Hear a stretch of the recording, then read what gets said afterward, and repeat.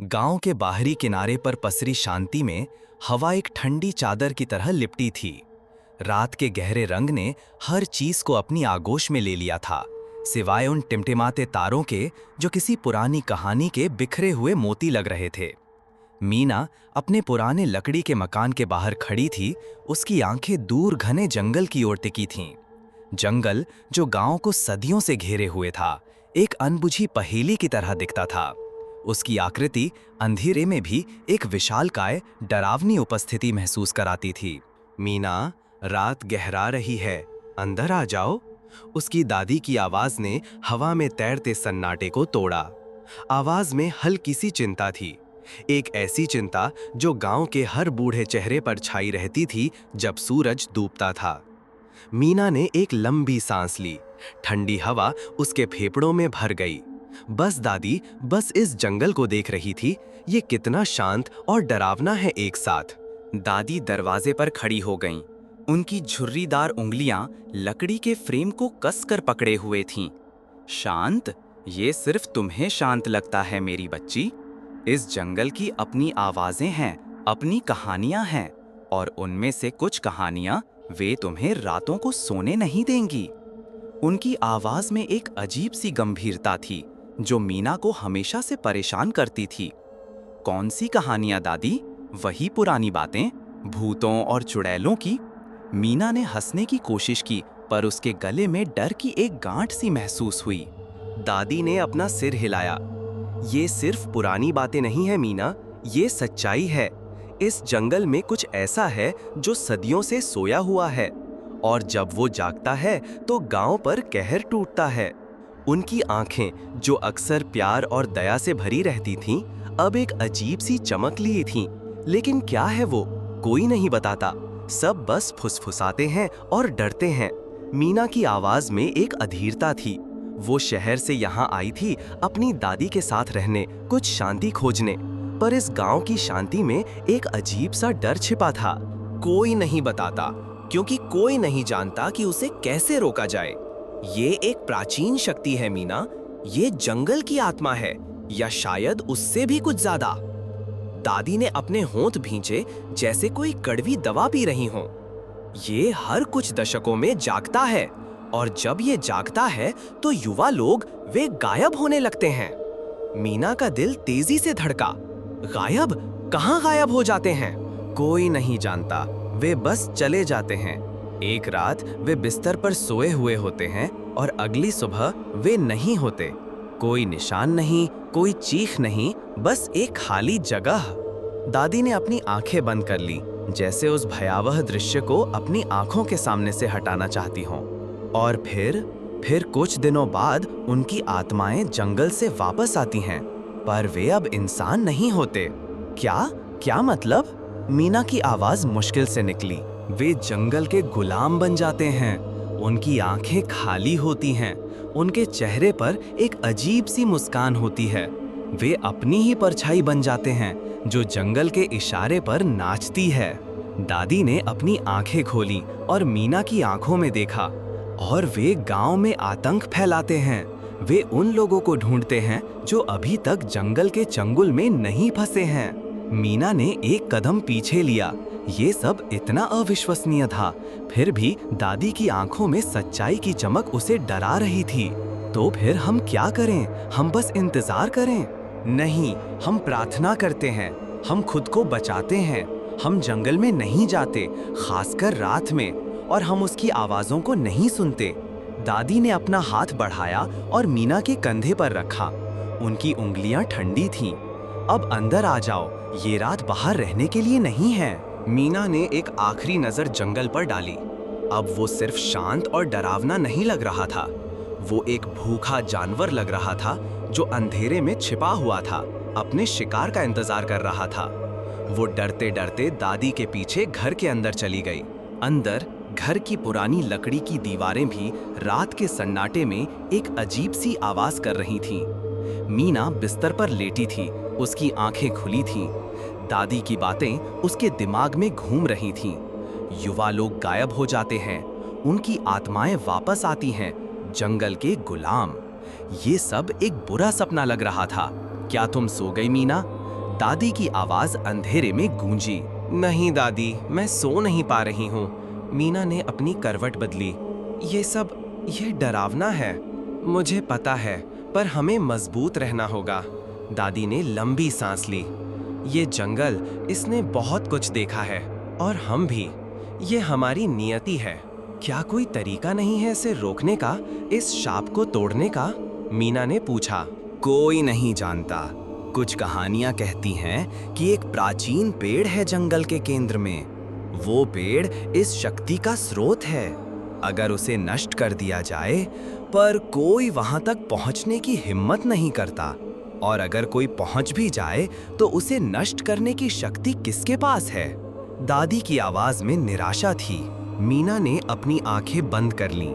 वो कल्पना करने लगी उस प्राचीन पेड़ की, जो जंगल के दिल में धड़क रहा था, इस भयानक शक्ति को फैला रहा था। एक अजीब सी जिज्ञासा उसके अंदर जाग उठी। क्या होगा अगर कोई वहां पहुंच जाए? क्या होगा अगर कोई इसे रोक दे? अगले कुछ दिन गांव में अजीब सी खामोशी छाई रही। सूरज की रोशनी में भी लोग सहमे हुए दिखते थे। बच्चे घर के अंदर रहते थे, उनकी हंसी गायब हो गई थी। शाम होते ही दुकानें बंद हो जाती थीं और सड़कें खाली हो जाती थीं। हवा में एक अजीब सी बेचैनी थी, जैसे कोई अदृश्य खतरा मंडरा रहा हो। एक दोपहर मीना गांव के कुएं पर पानी भरने गई। वहां कुछ युवा लड़के खड़े थे, फुसफुसाते हुए। उनमें से एक था रवि, गांव का सबसे बहादुर लड़का। उसकी आंखों में एक अजीब सी चमक थी, जो डर और रोमांच का मिश्रण थी। सुना है इस बार जंगल कुछ ज्यादा ही बेचैन है, रवि ने अपने दोस्त से कहा। हाँ, कल रात मुझे अजीब सी आवाजें सुनाई दी, दूसरे लड़के ने फुसफुसाते हुए जवाब दिया। जैसे कोई रो रहा हो और फिर जैसे कोई हंस रहा हो। मीना उनके पास गई। तुम लोग किस बारे में बात कर रहे हो? रवि ने मीना की ओर देखा। उसकी आंखों में एक चुनौती थी। उसी पुरानी बात के बारे में मीना, जंगल के बारे में। इस बार ये पहले से ज्यादा मजबूत लग रहा है। और तुम क्या करने वाली हो? मीना ने पूछा। हम कुछ करने वाले हैं, रवि ने कहा। उसकी आवाज में एक दृढ़ता थी। हम ऐसे ही बैठे नहीं रहेंगे और गायब होने का इंतजार नहीं करेंगे। हमें कुछ करना होगा। क्या करोगे? मीना ने पूछा। हम जंगल में जाएंगे, रवि ने कहा। उसकी आवाज नीची थी। हम उस प्राचीन पेड़ को ढूंढेंगे। अगर वो सच में है, तो हमें उसे रोकना होगा। मीना का दिल धड़कने लगा। तुम पागल हो गए हो। दादी ने कहा है कि कोई वहां तक पहुंचने की हिम्मत नहीं करता। क्या तुम बस डर कर बैठोगी? रवि ने तिरछी नजर से मीना को देखा। ये हमारा गांव है मीना, हमें इसे बचाना होगा। ये हमारी लड़ाई है। मीना ने कुछ देर सोचा। दादी की चेतावनी, गांव का डर और रवि की आंखों में दिखी हिम्मत, एक अजीब सा खिंचाव महसूस हुआ उसे। मैं भी तुम्हारे साथ चलूंगी। रवि चौंक गया। तुम? नहीं मीना, ये बहुत खतरनाक है। तुम लड़की हो। लड़की हूं तो क्या हुआ? मैं भी इस गांव की बेटी हूं। और अगर तुम डरने वाले नहीं हो, तो मैं भी नहीं डरूंगी। मीना ने अपनी आवाज में दृढ़ता भरी। रवि ने कुछ देर मीना की आंखों में देखा, फिर उसने सिर हिलाया। ठीक है, पर तुम्हें हमारे नियमों का पालन करना होगा, और अगर कुछ भी गलत हुआ तो तुम्हें तुरंत वापस लौटना होगा। मीना ने सिर हिलाया। मैं तैयार हूं। उसी रात अंधेरे में रवि और उसके दो दोस्त सुनील और प्रकाश मीना के साथ जंगल की ओर बढ़े। उनके हाथों में पुराने टॉर्च थे, जिनकी रोशनी अंधेरे में कांप रही थी। जंगल का प्रवेश द्वार एक विशाल, मुंह फाड़े हुए राक्षस जैसा लग रहा था। पेड़ों की शाखाएं काली, टेढ़ी मेढ़ी उंगलियों की तरह उन्हें अंदर खींच रही थीं। जैसे ही वे अंदर घुसे, जंगल की आवाजें और तेज हो गईं। हवा में पत्तों की सरसराहट एक फुसफुसाहट में बदल गई, जैसे कोई अदृश्य प्राणी उनसे बात कर रहा हो। पेड़ों की जड़ें सांपों की तरह जमीन पर फैली हुई थीं। उनके पैरों में उलझने की कोशिश कर रही थीं। ये सच में डरावना है, सुनील ने फुसफुसाते हुए कहा। उसकी आवाज डर से कांप रही थी। शांत रहो, रवि ने कहा। हमें ध्यान केंद्रित करना होगा। हमें उस पेड़ को ढूंढना है। वे धीरे धीरे आगे बढ़े, हर कदम पर सतर्क। टॉर्च की रोशनी में पेड़ों के साए अजीबोगरीब आकृतियां बनाते थे, जैसे कोई उन्हें घूर रहा हो। मीना के दिल की धड़कन तेज हो गई थी। उसे लग रहा था जैसे जंगल की हर चीज उसे देख रही है, उसका पीछा कर रही है। अचानक प्रकाश रुक गया। रवि, मुझे कुछ सुनाई दे रहा है। सब रुक गए। हवा में एक अजीब सी आवाज तैर रही थी, जैसे कोई बहुत दूर से गा रहा हो या शायद रो रहा हो। आवाज अजीब सी थी, मीठी और भयानक एक साथ। ये क्या है? मीना ने फुसफुसाते हुए पूछा। ये जंगल की आवाज है, रवि ने कहा। उसकी आवाज में भी डर था। ये तुम्हें अपनी ओर खींचती है। जैसे जैसे वे आगे बढ़े, आवाज तेज होती गई। अब वो एक धुन में बदल गई थी, एक ऐसी धुन जो दिमाग को सुन कर देती थी। मीना को लगा जैसे उसके कानों में कोई फुसफुसा रहा हो, उसे अपने पास बुला रहा हो। उसकी आंखें पेड़ों के बीच कुछ ढूंढने लगीं, कुछ ऐसा जो उसे इस आवाज के स्रोत तक ले जाए। अचानक सुनील चीखा, देखो! टॉर्च की रोशनी में उन्होंने एक पुरानी टूटी हुई मूर्ति देखी। मूर्ति एक औरत की थी, जिसके हाथ फैले हुए थे, जैसे किसी को गले लगा रही हो। पर उसका चेहरा विकृत था और उसकी आंखें खाली थीं। मूर्ति के चारों ओर कुछ अजीब से निशान थे, जैसे किसी ने उन्हें खून से बनाया हो। ये क्या है? मीना ने पूछा। उसका गला सूख गया था। ये कुछ पुरानी चीज है, रवि ने कहा। शायद ये जंगल की देवी है या कुछ और। जैसे ही वे मूर्ति के पास पहुंचे, हवा में ठंडक बढ़ गई। आवाज और तेज हो गई। अब वो एक चीख में बदल गई थी, जो उनके कानों के पर्दे फाड़ रही थी। पेड़ों की शाखाएं हिलने लगी, जैसे वे उन्हें अंदर खींच रही हों। अचानक प्रकाश जमीन पर गिर पड़ा। वो अपने कानों को कसकर पकड़े हुए था। उसके चेहरे पर दर्द था। ये बहुत तेज है। रवि और मीना ने उसे उठाने की कोशिश की, पर वो दर्द से कराह रहा था। उसकी आंखें खाली हो गईं और उसके चेहरे पर एक अजीब सी मुस्कान आ गई। प्रकाश, क्या हुआ तुम्हें? रवि ने उसे हिलाया। प्रकाश ने रवि की ओर देखा, पर उसकी आंखों में कोई पहचान नहीं थी। वो उठ खड़ा हुआ और धीरे धीरे जंगल के और गहरे हिस्से की ओर बढ़ने लगा। प्रकाश, कहाँ जा रहे हो? सुनील ने उसे रोकने की कोशिश की, पर प्रकाश नहीं रुका। वो एक ज़ॉम्बी की तरह आगे बढ़ता गया। उसकी चाल धीमी और डरावनी थी। कुछ ही पलों में वो अंधेरे में गायब हो गया। नहीं, सुनील चीखा, वो चला गया। रवि ने अपना सिर हिलाया। ये वही है, दादी ने जिसके बारे में बताया था। जंगल ने उसे अपने कब्जे में ले लिया है। मीना का दिल डर से कांप रहा था। उसने अपनी आंखों से प्रकाश को गायब होते देखा था। ये सब इतना वास्तविक था, इतना भयानक। हमें वापस जाना चाहिए रवि, हम यहाँ से निकलना चाहिए। नहीं, रवि ने कहा। उसकी आवाज में दृढ़ता थी, पर उसके चेहरे पर भी डर था। हम उसे ऐसे नहीं छोड़ सकते। हमें उसे रोकना होगा और हमें उस पेड़ को ढूंढना होगा। वे आगे बढ़े, पर अब उनके हर कदम में डर था। हर पेड़ उन्हें प्रकाश की याद दिला रहा था, जो अब जंगल का गुलाम बन चुका था। आवाज अब भी उनके कानों में गूंज रही थी, पर अब वो पहले से ज्यादा भयानक लग रही थी। अचानक उन्हें एक अजीब सी गंध महसूस हुई। गंध मीठी थी, पर उसमें कुछ सड़ा हुआ था। जैसे जैसे वे आगे बढ़े, गंध तेज होती गई। फिर उन्होंने देखा, जमीन पर पेड़ों के बीच कुछ चीजें बिखरी हुई थीं। पुरानी हड्डियां, सूखे हुए पत्ते और कुछ ऐसे कपड़े जो कभी किसी इंसान ने पहने होंगे। और उनके बीच एक अजीब सी चमक थी। ये क्या है? सुनील ने पूछा। उसकी आवाज कांप रही थी। रवि ने टॉर्च की रोशनी उस चमक पर डाली। वो एक पुराना टूटा हुआ लॉकेट था। लॉकेट के अंदर एक पुरानी तस्वीर थी, जिसमें एक युवा लड़का और लड़की हंस रहे थे। ये मेरे दादा का लॉकेट है, सुनील चीखा। वो बचपन में गायब हो गए थे। मीना ने लॉकेट को उठाया। ये वही लॉकेट था जिसके बारे में सुनील ने कई बार बताया था कि उसके दादा इसे हमेशा अपने साथ रखते थे। इसका मतलब था कि वे सही जगह पर थे, या कम से कम उस जगह के करीब जहां जंगल अपनी भयानक शक्ति दिखाता था। तभी जमीन हिलने लगी। एक गहरी गड़गड़ाहट की आवाज आई, जैसे कोई बहुत बड़ा जानवर जमीन के नीचे चल रहा हो। पेड़ों की शाखाएं तेजी से हिलने लगीं और हवा में एक अजीब सी ऊर्जा महसूस हुई। क्या हो रहा है? मीना ने पूछा। मुझे लगता है हम करीब आ गए हैं, रवि ने कहा।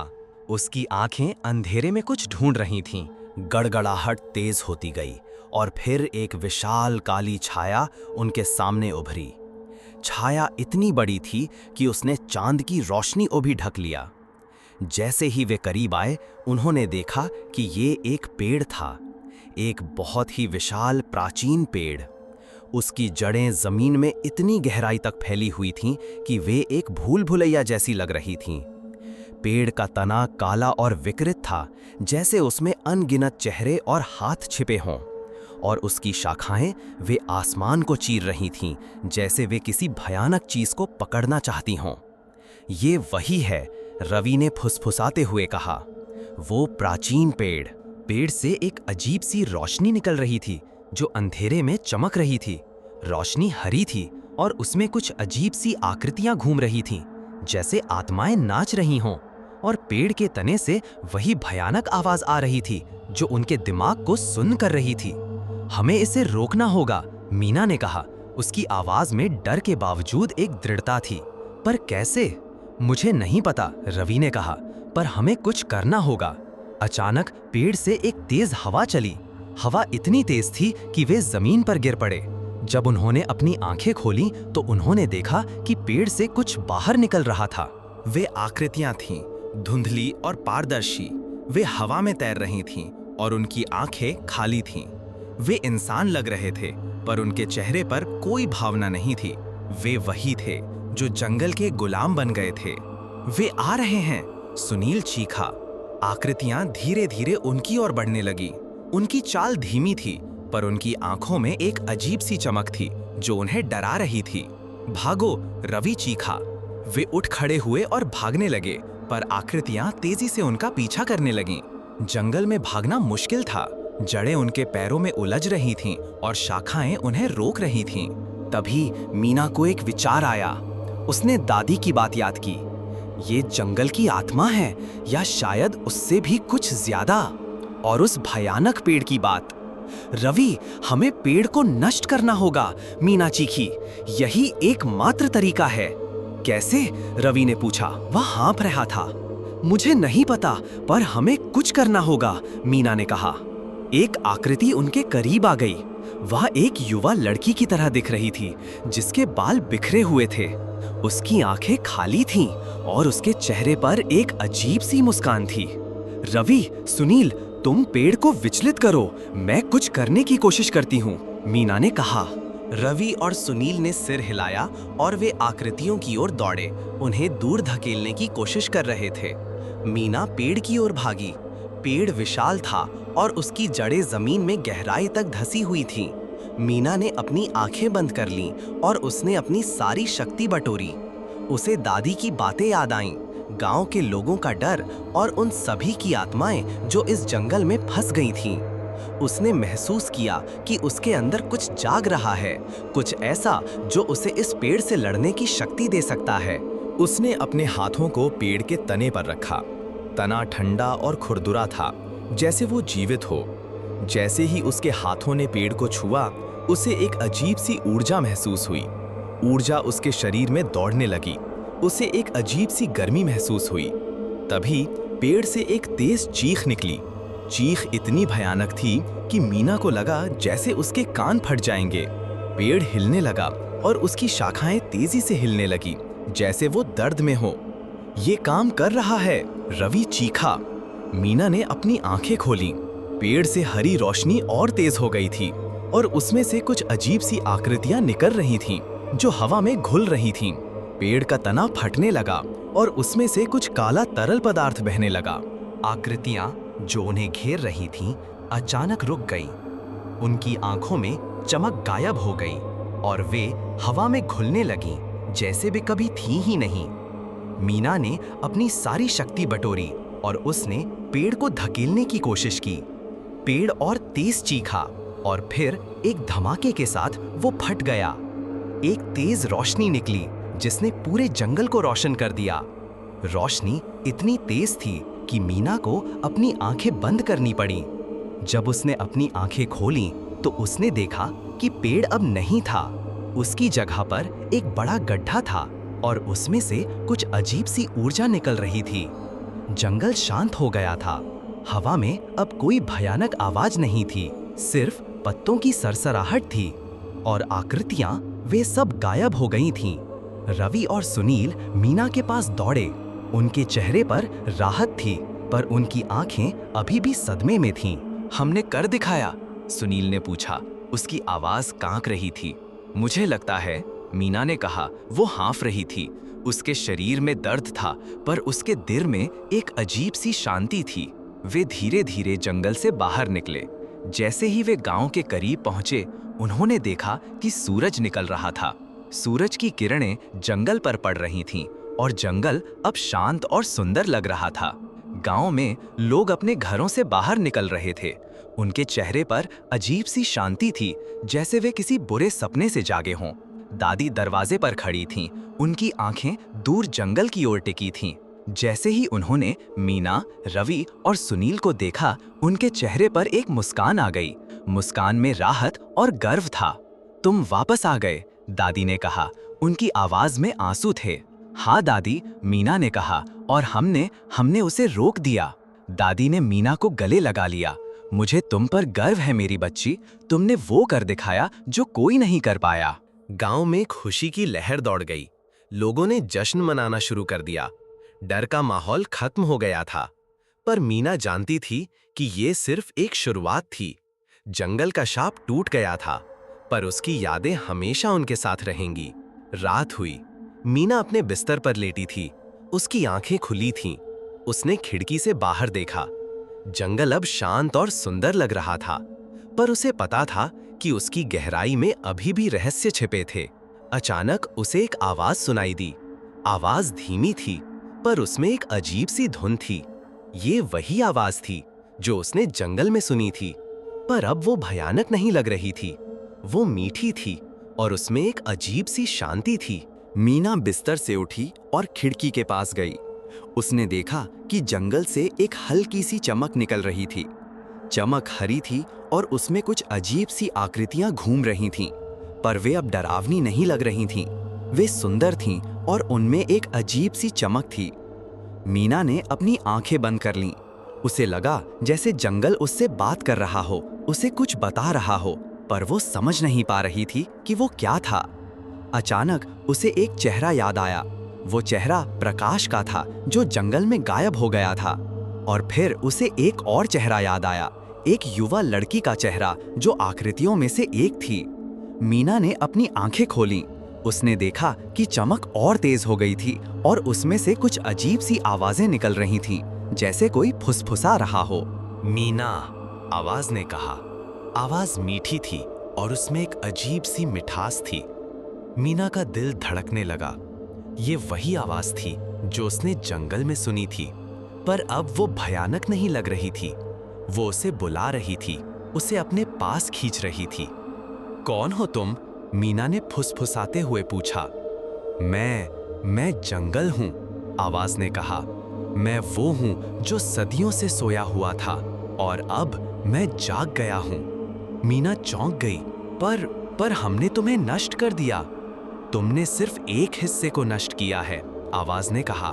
तुमने उस हिस्से को नष्ट किया है जो बुराई से भरा था, पर जंगल का दिल वो अभी भी धड़क रहा है। मीना ने कुछ देर सोचा। तो तुम अब बुरे नहीं हो? नहीं, आवाज ने कहा। मैं अब बुरा नहीं हूं, मैं अब शांत हूं, पर मुझे अभी भी शक्ति चाहिए और मुझे अभी भी आत्माएं चाहिए। मीना का दिल डर से कांप गया। क्या मतलब? इसका मतलब है कि तुम अब मेरी हो, आवाज ने कहा। तुमने मुझे जगाया है मीना, और अब तुम्हें मेरे साथ रहना होगा। नहीं, मैं नहीं रहूंगी। मैं इंसान हूं। तुम अब सिर्फ इंसान नहीं हो, आवाज ने कहा। तुम्हारे अंदर मेरी शक्ति है। तुमने मुझे छुआ है और अब तुम मुझसे जुड़ी हुई हो। मीना ने अपने हाथों को देखा। उसे लगा जैसे उनमें से कुछ चमक रहा हो। वो डर से कांप रही थी। नहीं नहीं, मीना ने चीखा, पर आवाज तेज होती गई। तुम मेरी हो मीना, और अब तुम्हें मेरे साथ हमेशा के लिए रहना होगा। मीना ने अपनी आंखें बंद कर लीं। उसे लगा जैसे जंगल उसे अपने अंदर खींच रहा हो। उसे लगा जैसे उसकी आत्मा उससे अलग हो रही हो। अगली सुबह गांव में फिर से शांति थी। सूरज निकल चुका था और हवा में ताजगी थी। पर मीना के घर में दादी अकेली बैठी थीं। उनकी आंखों में आंसू थे। मीना गायब हो गई थी। उसका बिस्तर खाली था और उसकी कोई निशान नहीं थी। सिर्फ एक पुरानी सूखी हुई पत्ती उसके तकिए पर पड़ी थी। पत्ती हरी थी और उसमें एक अजीब सी चमक थी। दादी ने पत्ती को उठाया। उन्हें पता था कि मीना कहाँ गई थी। वो जंगल में चली गई थी, जंगल का हिस्सा बनने के लिए। और अब जंगल फिर से शांत हो गया था। पर इस बार उसकी शांति में एक अजीब सी उदासी थी। कुछ हफ्तों बाद गांव में सब कुछ सामान्य हो गया था। लोग अपने काम पर लौट आए थे और बच्चे फिर से खेलने लगे थे। पर रात में कुछ लोग अजीब सी आवाजें सुनते थे। आवाजें मीठी थीं और उनमें एक अजीब सी धुन थी। और कभी-कभी जब चांद की रोशनी जंगल पर पड़ती थी तो कुछ लोग एक हल्की सी चमक देखते थे। चमक हरी थी और उसमें एक अजीब सी आकृति घूम रही थी। आकृति एक युवा लड़की की तरह दिख रही थी, जिसके बाल बिखरे हुए थे। उसकी आंखें खाली थीं और उसके चेहरे पर एक अजीब सी मुस्कान थी। और गांव के लोगों को पता था कि वो कौन थी। वो मीना थी, जो अब जंगल का हिस्सा बन चुकी थी। और जंगल जो कभी बुराई का घर था, अब एक अलग तरह की शक्ति का घर बन गया था। एक ऐसी शक्ति जो शांत थी पर उतनी ही भयानक। और जंगल की कहानियां अब भी सुनाई जाती थीं, पर अब वे सिर्फ डर की कहानियां नहीं थीं। वे एक लड़की की कहानी थी जिसने जंगल को बदला था पर खुद भी बदल गई थी। और ये कहानी हमेशा गांव के लोगों के दिलों में डर और सम्मान के साथ रहेगी। और कभी-कभी जब कोई अकेला जंगल के करीब जाता था तो उसे एक फुसफुसाहट सुनाई देती थी, तुम मेरी हो। आवाज मीठी थी और उसमें एक अजीब सी मिठास थी।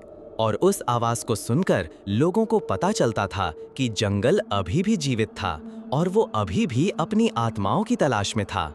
और मीना वो अब जंगल की रानी थी, जो अपनी प्रजा का इंतजार कर रही थी। ये एक शाश्वत चक्र था, एक ऐसी कहानी जो कभी खत्म नहीं होगी।